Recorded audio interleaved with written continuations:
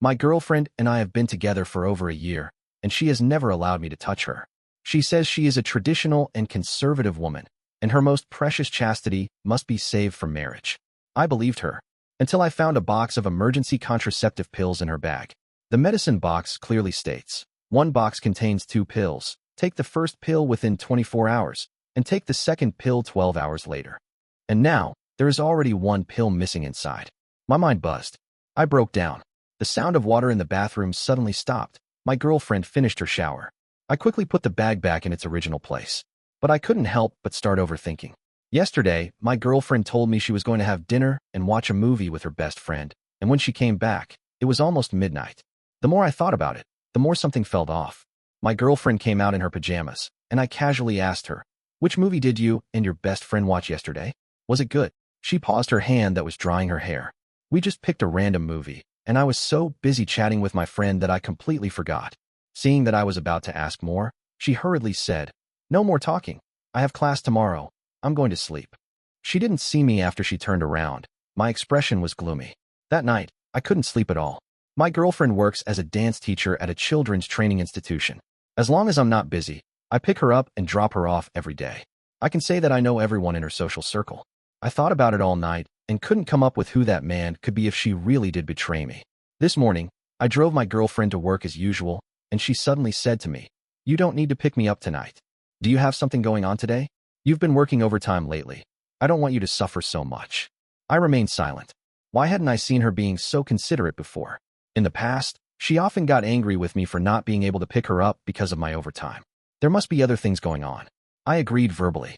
After a day of torment, I drove to my girlfriend's training center in the evening, found a discreet spot to park the car, and then just waited. Around 9 o'clock, parents gradually started bringing their children out. Then there were a few colleagues from my girlfriend's organization. Only my girlfriend was nowhere to be seen. What the hell? Is there really a problem? Just when my patience was about to run out, my girlfriend came out. She is holding the hand of a little girl dressed in a dance outfit. On the other side of the little girl is a tall man in his 30s, presumably a parent. The man walked to a Mercedes parked by the roadside, opened the door, and signaled for the little girl to get in first, while the little girl waved goodbye to her friend. It turns out I was just overthinking. They were with the student's parent inside. Maybe that contraceptive pill was just a misunderstanding. Everyone who knows my girlfriend says she is innocent and well-behaved. I know better. My girlfriend is the kind of person who blushes at erotic stories. How could she possibly betray me? Thinking of this, I couldn't help but feel guilty about my own suspicions. Who would have known that in the next second, I would witness a scene that struck me like a bolt of lightning? After the little girl got into the car, the man blocked the window with his body, his hand reaching into his girlfriend's collar and squeezing hard a couple of times.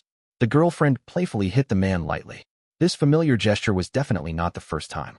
I don't know how I made it back home. I just got home. My girlfriend came back with me. She looked very happy, humming a song as soon as she went to take a shower. The box of contraceptive pills in her bag was already missing. I dug out her phone. I used to never look at this. So this is why she didn't delete the chat history. The first entry in the conversation list is labeled Mr. Michael. There are several hundred chat records between the two, and the more I look, the colder my heart becomes. You can't leave a hickey on my neck. I can't keep lying to my boyfriend and say it's a mosquito bite. You should tone it down in front of your daughter. Do you still find your partner attractive? Honestly, touching her feels like touching myself. Her flat figure is just nowhere near yours. Should I wear that lace outfit from last time today? Not going to show me? Do you believe that your brother will make you cry so hard you can't close your legs? Flipping further back, the two of them talked about me. He's pretty nice to me, willing to spend money on me. Is your boyfriend not capable? How can he endure it? Even if he can't endure it, he has to. He can't bear to break up with me. You don't really plan to marry a man like that, do you? I haven't thought about marriage. Anyway, having him around is quite nice. Although I was mentally prepared, seeing these conversations with my own eyes left me feeling cold all over, as if I had fallen into an ice cave.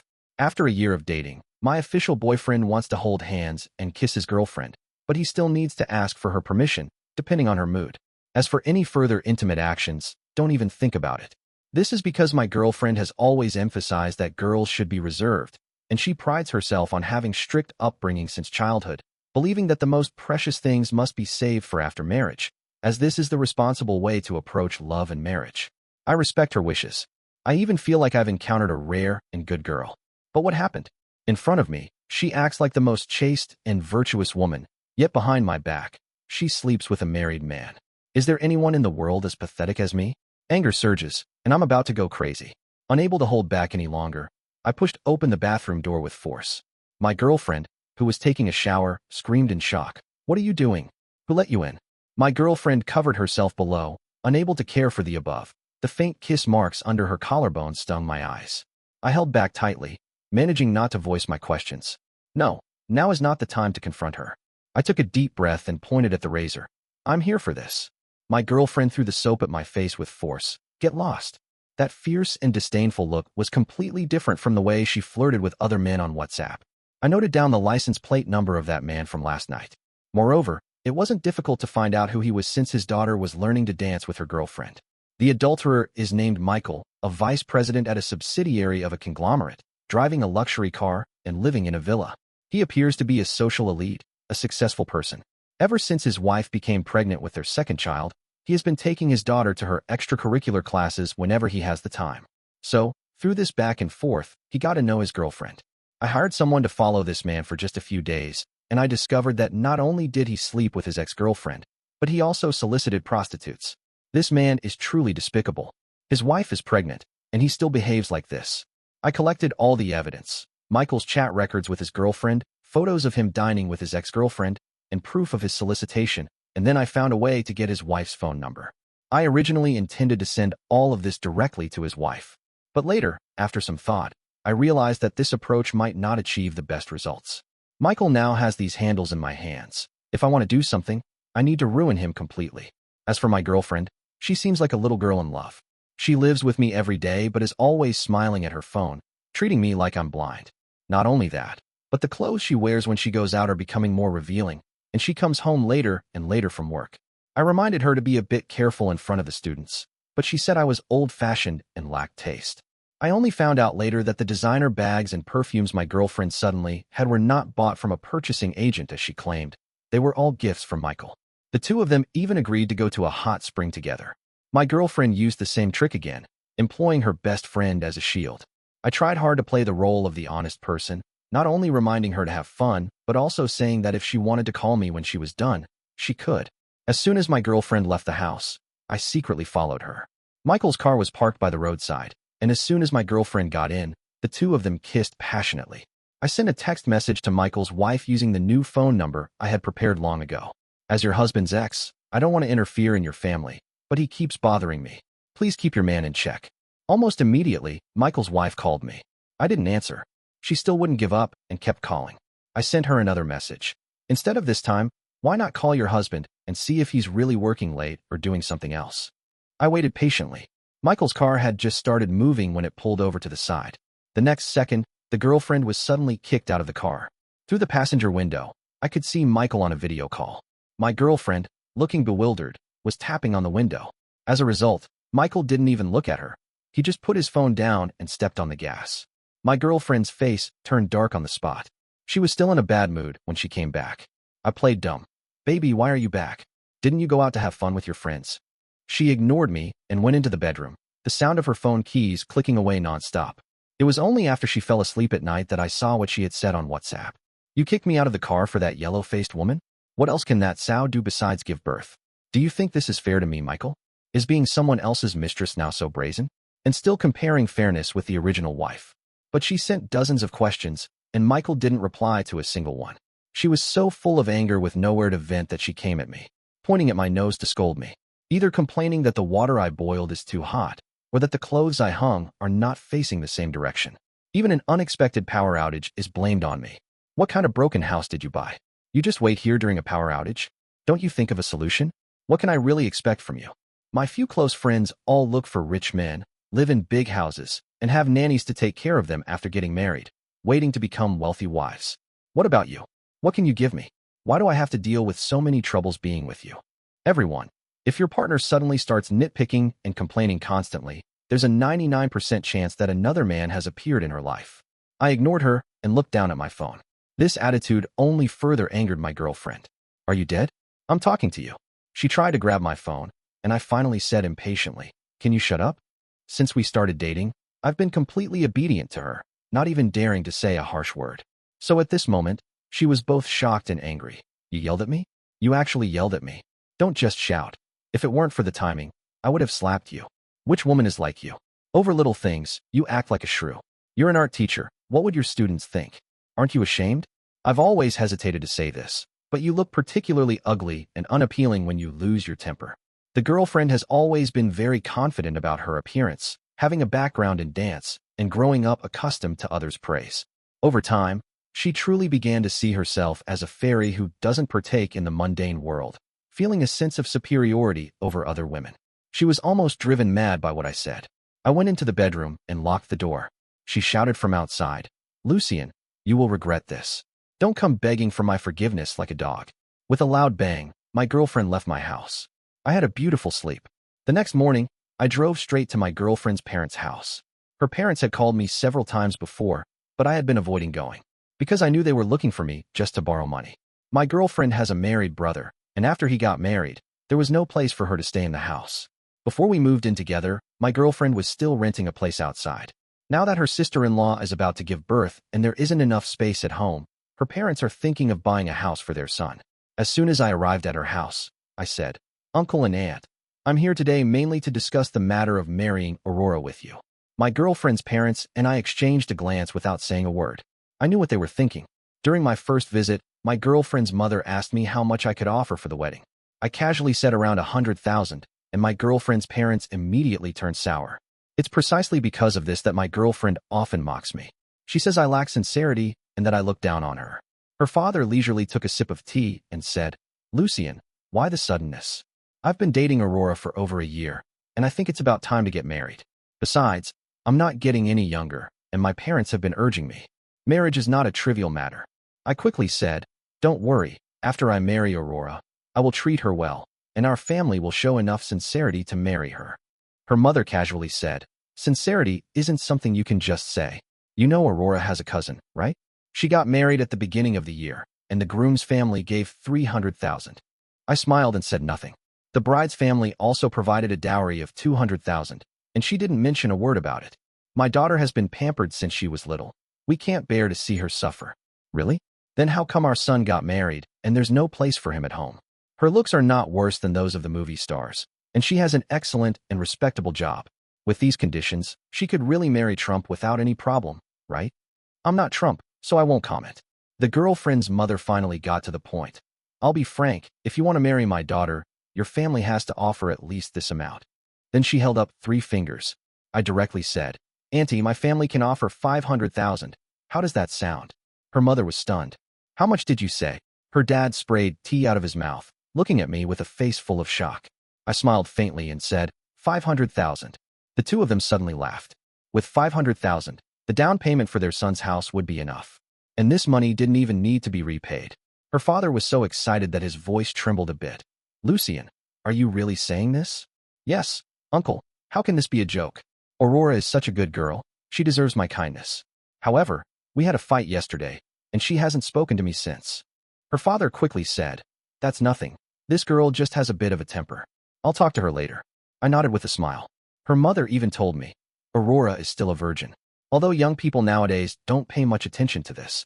But for women, having this when getting married gives them confidence. As a man, you can't not care about this, right? So actually, your family should give a bit more money.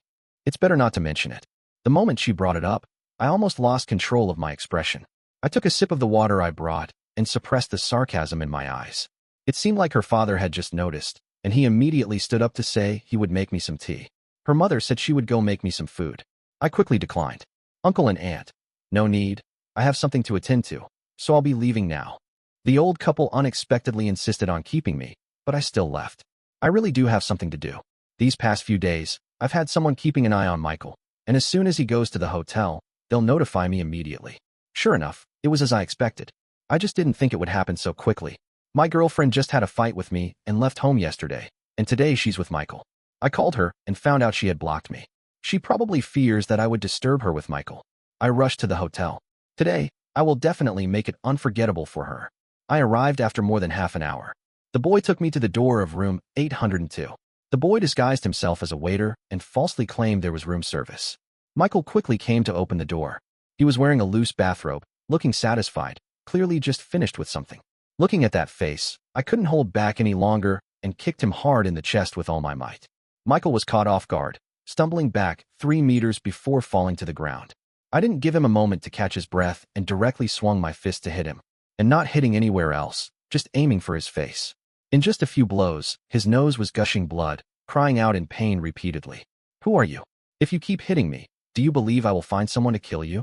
I hit even harder.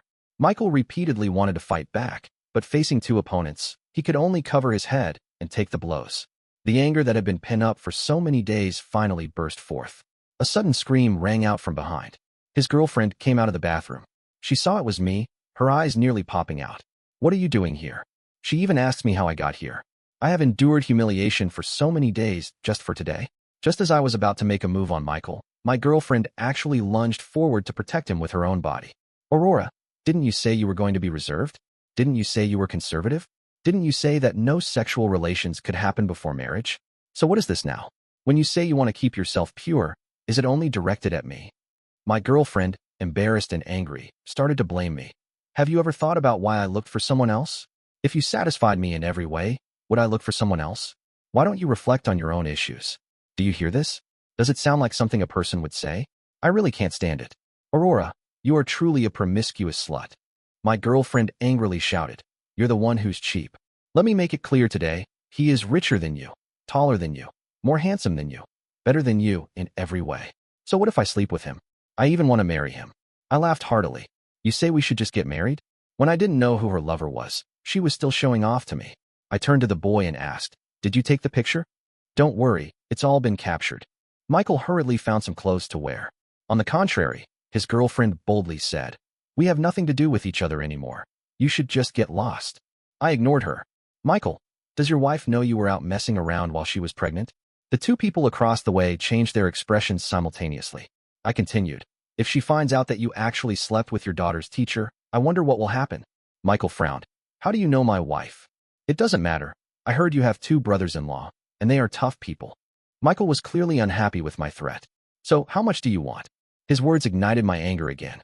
I slapped him twice. "You think you're something special with a few stinky bucks, huh?" He has told his girlfriend more than once that he is just a failure, but now he has been caught in bed by me. Michael said, "So what do you want?" I said slowly, "If you want me not to tell your wife, it's not impossible. You just need to slap her 10 times. The girlfriend suddenly exploded in anger. "Are you out of your mind? Lucien, I just realized today how deeply you hide it. You are nothing but a despicable, shameless, pathetic loser." My best friend is absolutely right. When looking for a man, you should find one with money, because losers like you are the most self-righteous. Do you think that using his yellow-faced wife to threaten will create discord? The girlfriend was talking nonstop when, unexpectedly, a slap silenced her. Michael looked at me with a complicated expression. "Is that so?" The strike was even more decisive than I had anticipated. I gave him a thumbs up. There are still 9 left. If any one of them is not up to standard, we start over. My girlfriend was stunned, staring blankly at Michael. The other party gritted their teeth and raised their hand to give her a second slap.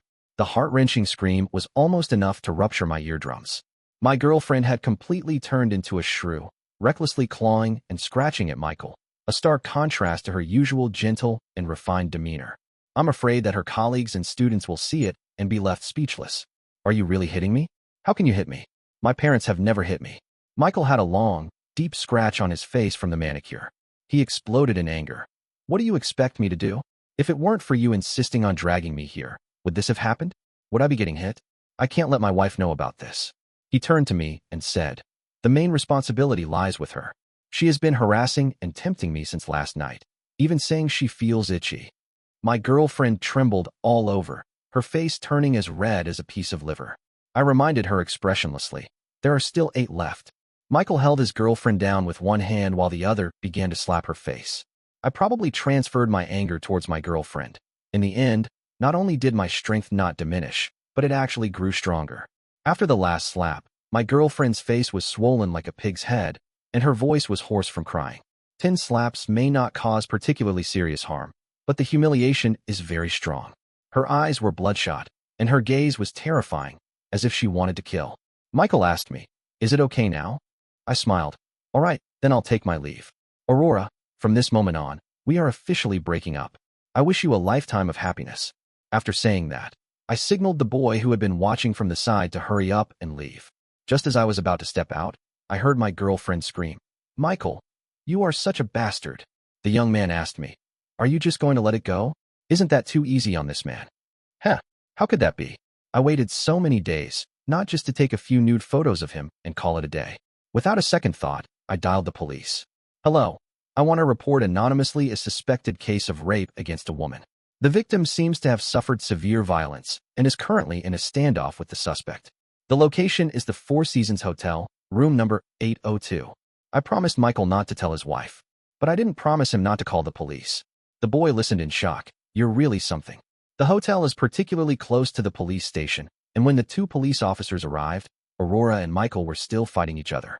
Michael was so scared when he saw the police that he almost wet his pants. At that moment, Aurora wished he were dead, insisting it was rape. In the end, both of them were taken away by the police. A rape case is no small matter.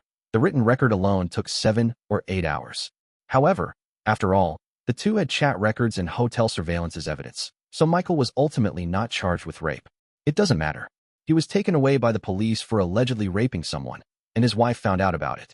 Michael's wife rushed to the police station to ask, and it turned out that her husband was in a hotel room with his mistress, and they ended up fighting, causing a misunderstanding that made her furious. If the police hadn't intervened, I reckon Michael would have been beaten to a pulp. Aware of his guilt, he knelt down and admitted his mistake to his wife. As for Aurora, she spends her days mocking others, claiming she is better than the original partner. But when she actually sees the person, she doesn't dare to say a word. She didn't come to me, nor did she return home. Instead, she went to hide at her best friend's place. A few days later, one morning, her mother's call came in. "Lucien, what exactly is going on between you and Aurora?" She came back yesterday without saying a word, and this morning after she left, she suddenly told me that you two have broken up. She also said she wants to resign, and her father and I are about to be driven crazy by her. Resign? I guess it's because he's afraid his disgraceful deeds will be exposed, unable to hold his head high in front of colleagues and parents. I tentatively asked, "Auntie, didn't she tell you why we broke up?" Her mother replied somewhat displeased, "No, Lucien, it's normal for young people to quarrel. No matter what the conflict is, you are a man, you should be more understanding and tolerant. Besides, you and Aurora are at the stage of discussing marriage. How can you just say you broke up?" Understanding and tolerance. Sounds nice, but you don't know what your daughter has done. I pretended to be in a low mood. "Auntie, in the end, it's all my fault, isn't it? I couldn't make Aurora satisfied with everything, and now I'm at a loss. I'll pack up her things and send them to your house." Her mother became anxious when she heard me say this. "Don't say anything right now. You need to go stop her from resigning." "Auntie, she definitely won't listen to me right now. You go ahead and drag the person over. I'll be there soon.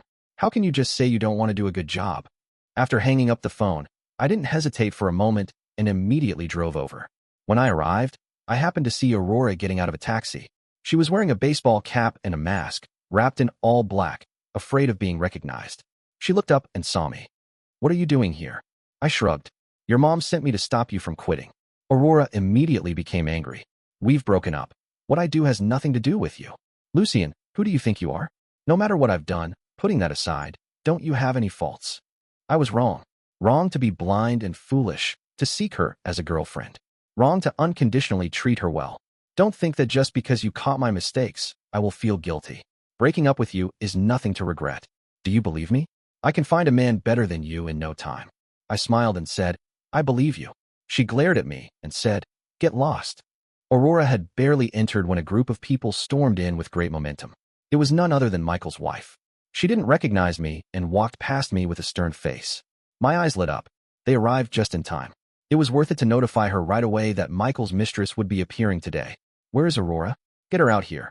Although Michael's wife is pregnant, she can shout very loudly, causing the parents waiting in the hall for their children to look up. The receptionist was startled and weakly asked, "Hello, are you looking for our teacher, Aurora for?" "What the hell, teacher Aurora? She's just a shameless slut. Get that bitch out here. I want to ask her if sleeping with her students' parents feels like a great achievement." As soon as the words fell, there was an uproar. The parents were all stunned. "Aurora, I know you're right here. If you have the guts to do that, why don't you have the guts to come out and see me?" The few people she brought with her didn't need to be instructed. They searched every room upstairs and downstairs without missing a single one. Before long, A tattooed man dragged the screaming Aurora down from the second floor. Aurora's long hair was being violently pulled, causing her hat, mask, and backpack to all fall off. The redness on her face had not yet faded, and when she saw Michael's wife, her eyes were filled with guilt. Michael's wife gritted her teeth and said, "You really have some tricks up your sleeve, don't you? Do you think you're particularly beautiful? Especially charming? Is it fun to destroy other people's families? Flirting with a student's father in front of the students is particularly thrilling, isn't it?" With every word she spoke, she slapped Aurora hard across the face. Aurora was forced to kneel on the ground, unable to escape, screaming in agony. Just a few days ago, she was beaten by Michael, and today she was beaten by his wife again. Her face was as red as if it were about to bleed. She was crying so hard that she could barely catch her breath. Michael's wife hit her dozens of times and still wasn't satisfied. "You say I'm a sow? You say I'm not as good as you. Not as fair. Not as big. You filthy bitch, since you love to show off so much, let's let everyone see today. See exactly what you have that's fair and big." As she spoke, she was about to rip off Aurora's clothes. Aurora was terrified. Compared to the pain of being hit, public humiliation was what she feared the most. Some parents simply couldn't bear to watch and tried to persuade her. The tattooed man shouted angrily, "Let's see who dares. Anyone who helps the mistress is just as shameless as she is." Aurora clung tightly to her clothes. But how could she withstand the strength of several people? She was even dragged along the ground by her clothes for several meters. She cried and screamed, her clothes in disarray, looking as disheveled as one could be. Suddenly, someone in the crowd rushed out and forcefully pushed aside the tattooed man. "Who are you? How dare you hit my daughter?" It turned out to be Aurora's mother. Aurora seemed to see a savior, sobbing as she curled up in her mother's embrace. Michael's wife sneered, "Are you her mother? Don't you know what shameful things your daughter has done?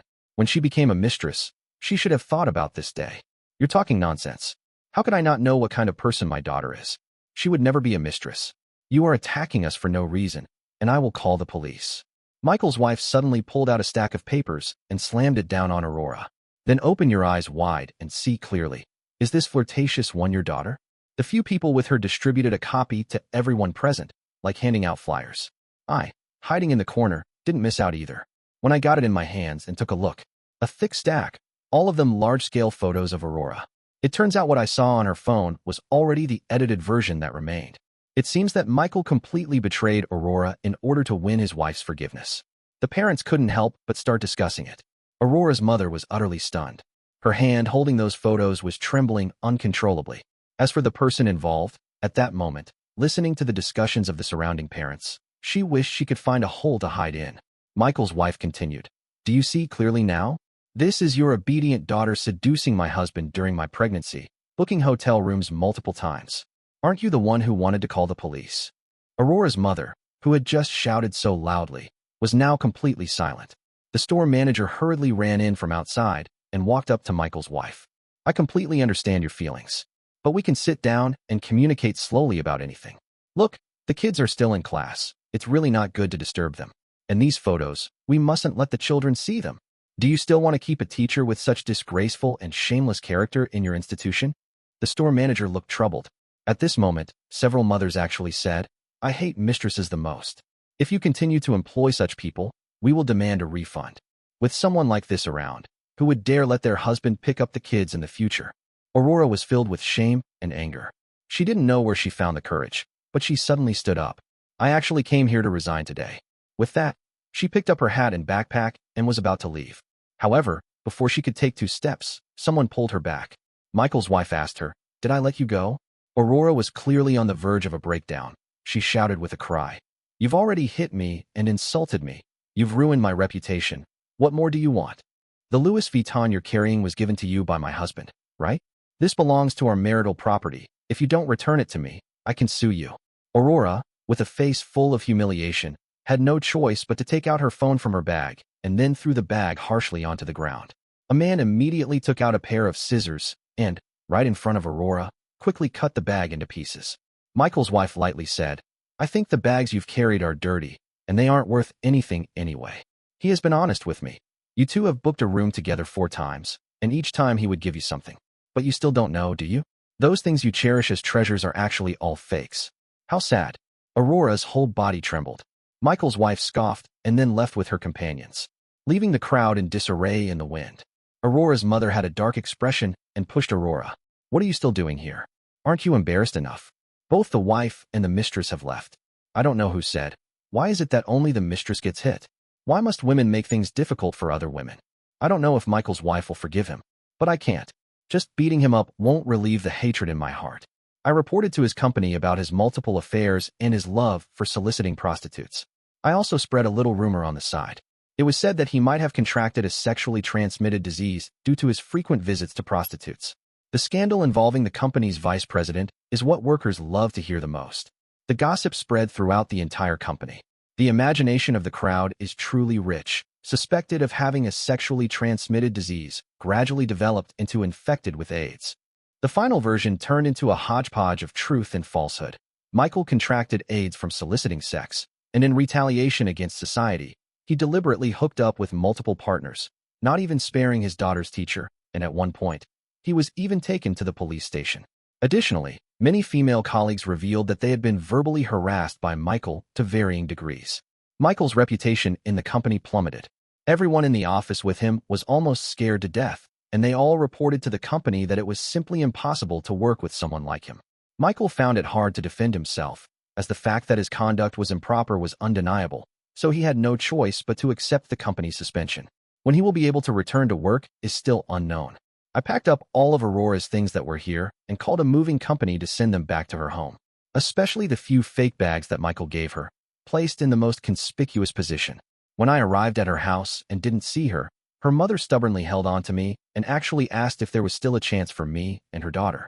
I pretended to say, "Auntie, you are an elder, so I shouldn't say anything in front of you, but there really is no chance for me and Aurora anymore. Lucien, can't you forgive her just this once? Haven't you always been good to Aurora? Were all those kindnesses fake? What do you expect her to do in the future?" Without saying a word, Aurora's father seemed to struggle before finally saying, "Then let's not ask for 500,000. You can take off 100,000. After all, this matter was initiated by Aurora's mistake. Reducing it by 100,000 is our stance." I couldn't help but twitch my lips. This family's way of thinking is really quite strange. I firmly refused. "Uncle, let's forget it. Your daughter said when we broke up that she didn't think highly of me, so I think it's better not to put her in a difficult position." After saying that, I turned and left.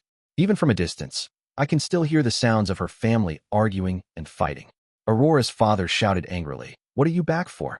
Get out of here, I don't have a daughter like you."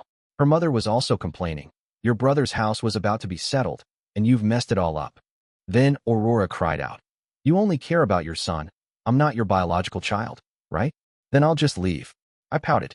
I thought that was it, that it was completely over. I never expected to hear something incredibly shocking a month later. Aurora stabbed Michael.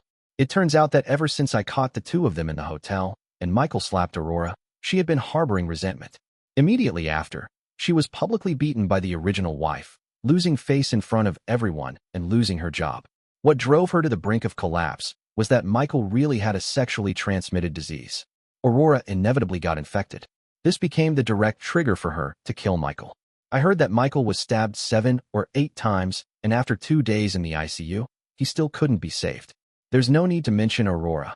For her, intentional murder only awaits legal punishment. For someone as delicate and proud as her, reaching this point must be harder than death itself. If I had known today would come, why did I act that way back then? The story ends.